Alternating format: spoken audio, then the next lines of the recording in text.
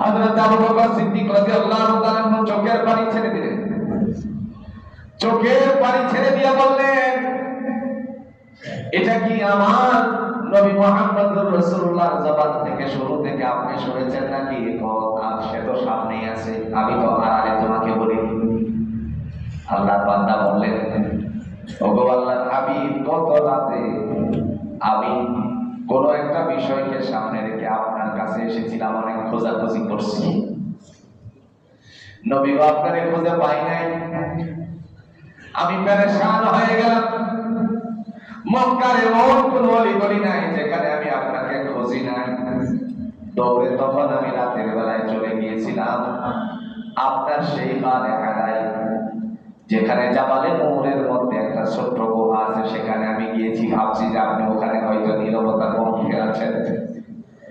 নবী গো, সেখানে গিয়ে আপনাকে যখন পেলাম না, আমি মনে মনে ধরে নিয়েছিলাম আপনাকে কোন জালেমরা হত্যা করে কোথাও যেন ফেলে রেখেছেন।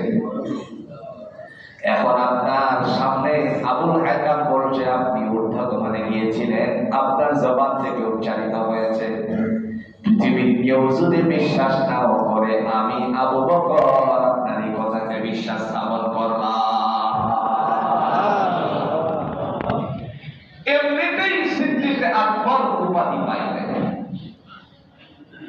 আবু বকর সিদ্দিক রাদিয়াল্লাহু তাআলা এমনিতেই সিদ্দিকে আকবর বলে উপাধি পাইলেন। এত বড় ঘটনা মক্কাবাসীদের মাঝে রাসূলুল্লাহকে আস্তে করে দূরে সরিয়ে দেওয়ার জন্য পরিকল্পনা চলছে।